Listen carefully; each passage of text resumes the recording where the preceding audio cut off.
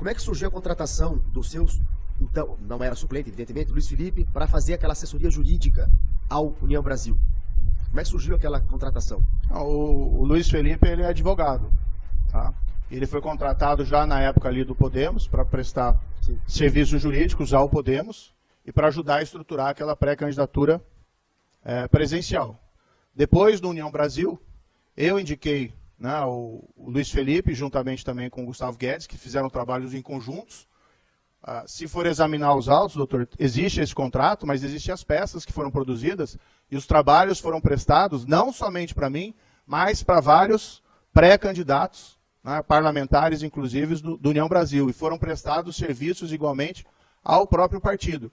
Agora, era importante, né, para mim, ter, dentre as pessoas que prestavam serviços jurídicos, e esses serviços jurídicos foram muito utilizados, inclusive lá na própria ação do TRE,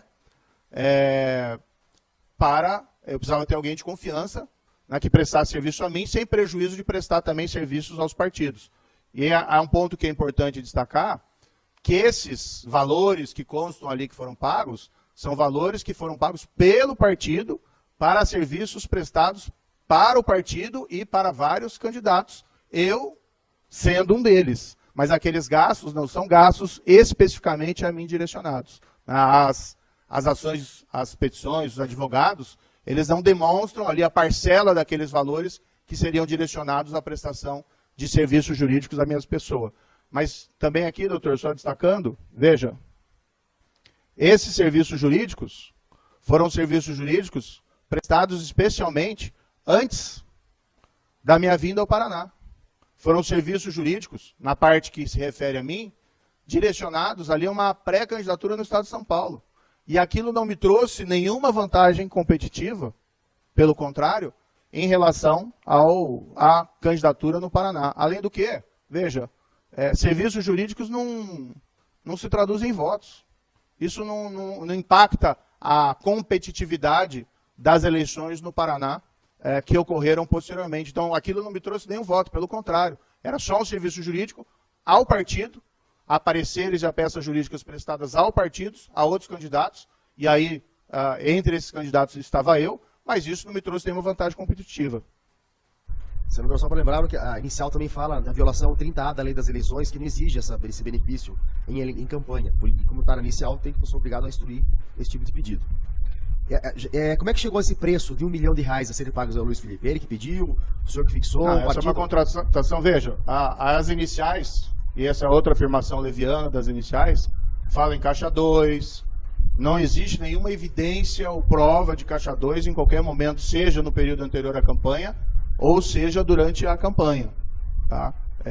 Não há evidência porque não houve esse fato.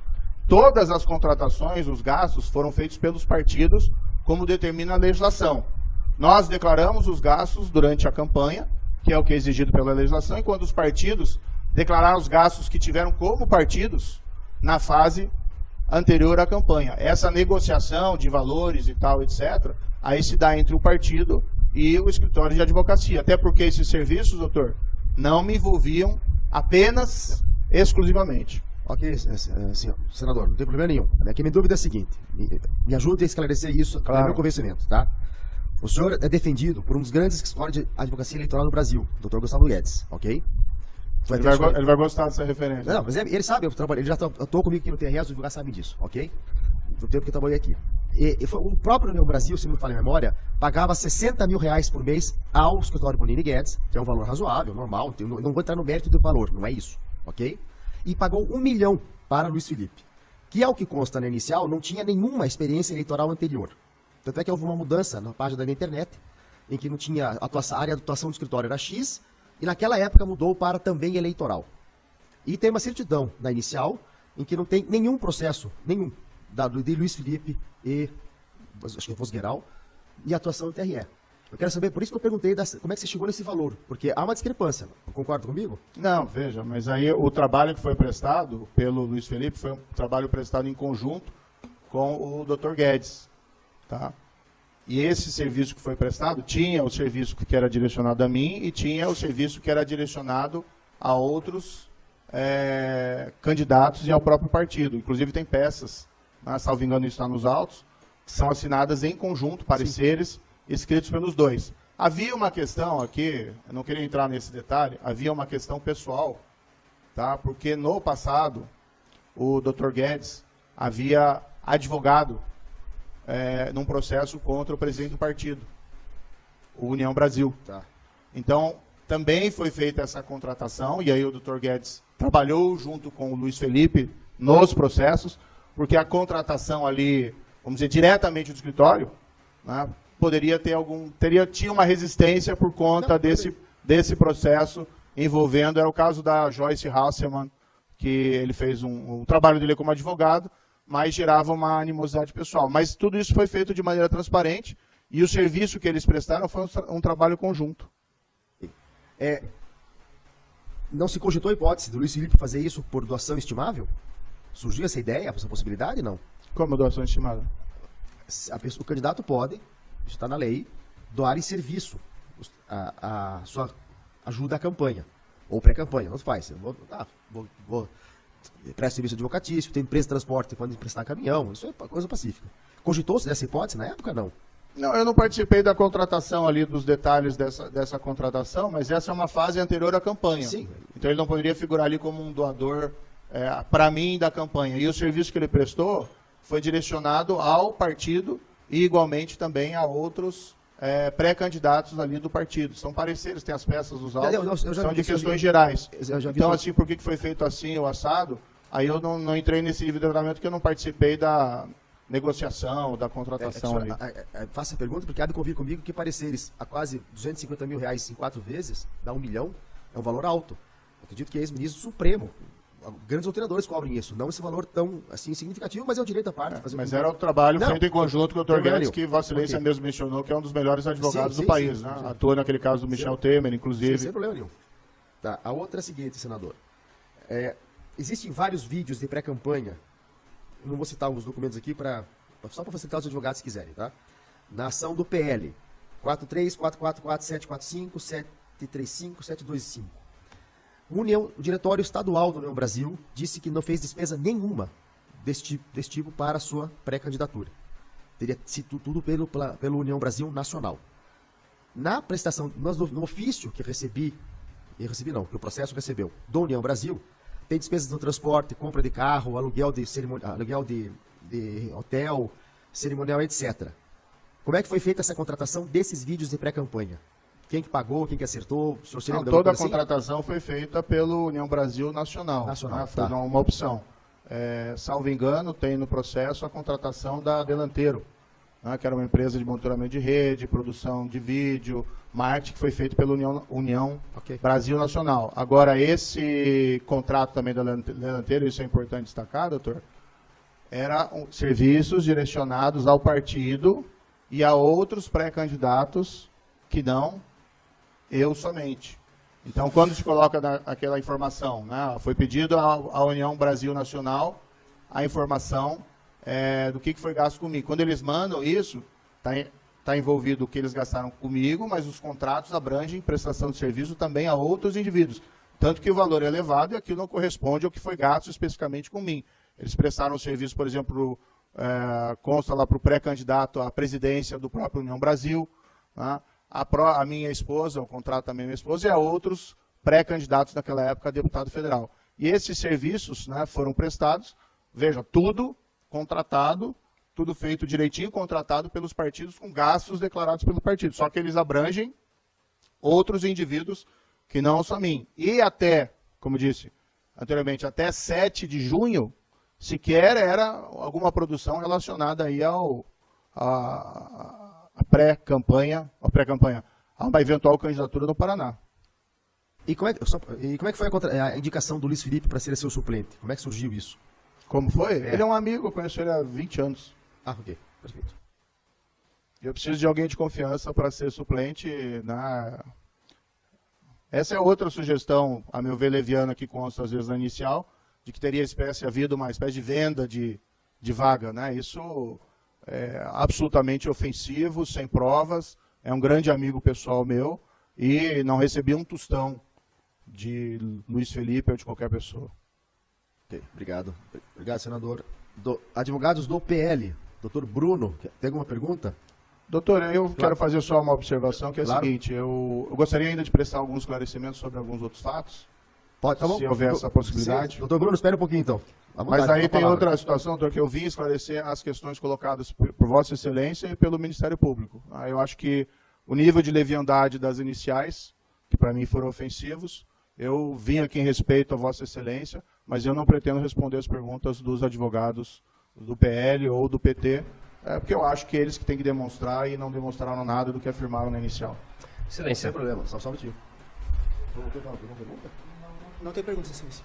Excelência, tudo bem, a prerrogativa da parte não Tem querer perguntas, responder, Excelência. mas se fosse possível, então, Excelência, apenas a gente ler algumas perguntas, ainda que ele fique em silêncio, porque faz dias que a gente ficou se preparando, a gente preparou muito documento, muita questão. Se for preciso a gente fazer as perguntas, então, ainda que ele não responda, Doutor Gustavo? porque... Eu sugiro que eles façam por escrito depois, eu acho que não tem porquê. Ele já disse que não vai responder. A ideia é a seguinte, se ele não vai responder, não vejo necessidade de ficar aqui fazendo perguntas, daí vai ficar 30 perguntas de um par, 30 perguntas da outra, assim, ineficaz.